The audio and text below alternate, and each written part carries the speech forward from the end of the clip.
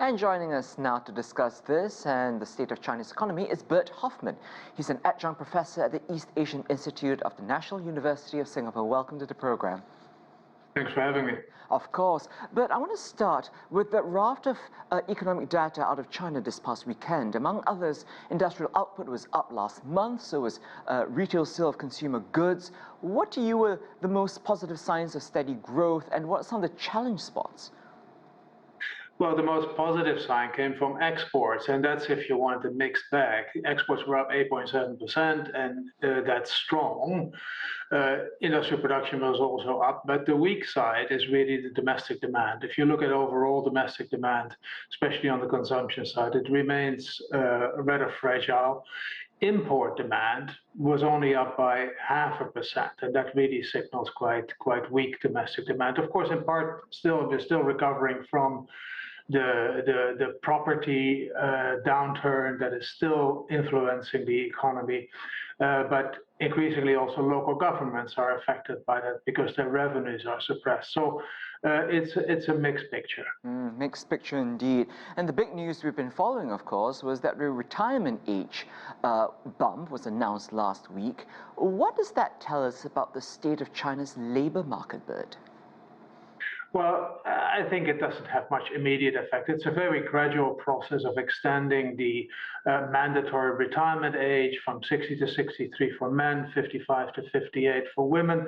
That will, in 15 years, of course, have a positive effect on the labor force. But for the short term, it hardly does anything. What is important is that over time, increasingly more qualified people will have to work longer, and that is good for productivity and for output in China. And second, what is most important is that the coffers of the government or the pension funds are going to be a bit better filled because people will pay in longer for their pension and draw their pension a little bit less longer than today. So those are positive elements of the reforms. So you do think that people might only see the impact of the country in general only in about the next 10, 15 years, so it's a bit more long-term?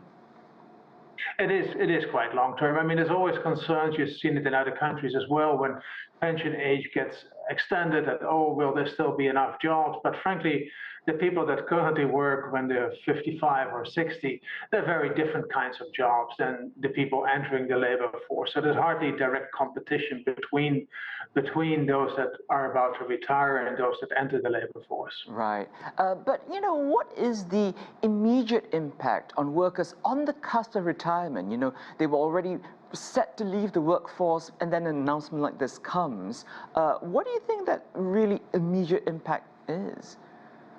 Well, it's not that dramatic. If you're about to retire, you have to work 1 month longer. And 1 month longer every year. So that's a really very gradual process. My own country, which went through reforms from 65 retirement to 68, they do it in the context of 7 years. So it is much more rapidly than China does it. And does this then change, you know, a career development plan of those entering the workforce quite recently? So, you know, those in their 20s? Yeah.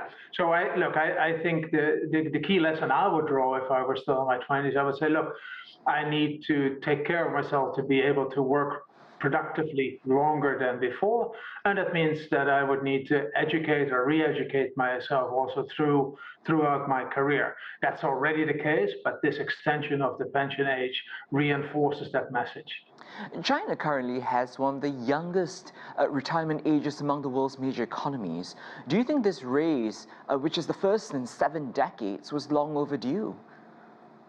I think it is very helpful. And if you look, as the intro said, if you look at the expansion of the life expectancy, if you look at the healthy life after retirement, that has majorly increased from 12 to 17 years. So if you want an increase of 5 to 6 years, the split between half of that working more and half of that retiring longer is probably a fair one. If you look at OECD countries, on average they are at 63, but major economies such as the United States at 66, Germany is at 66. And the trend in OECD countries is also to increase the retirement age because they also face the pressures of aging and the pressures on the pension funds. Right. And there's also that element of the silver economy, of course. How does that all play into this? Right. So I think China is only at the beginning of developing the silver economy. And of course, those that are retiring now or in the future, 15 years from now, they are a lot wealthier than those that have retired already. And it means that it's a real market and they have demands for services that are very different from younger people. And that is, if you want, a growth opportunity for the Chinese economy, as it is for the rest of the OECD.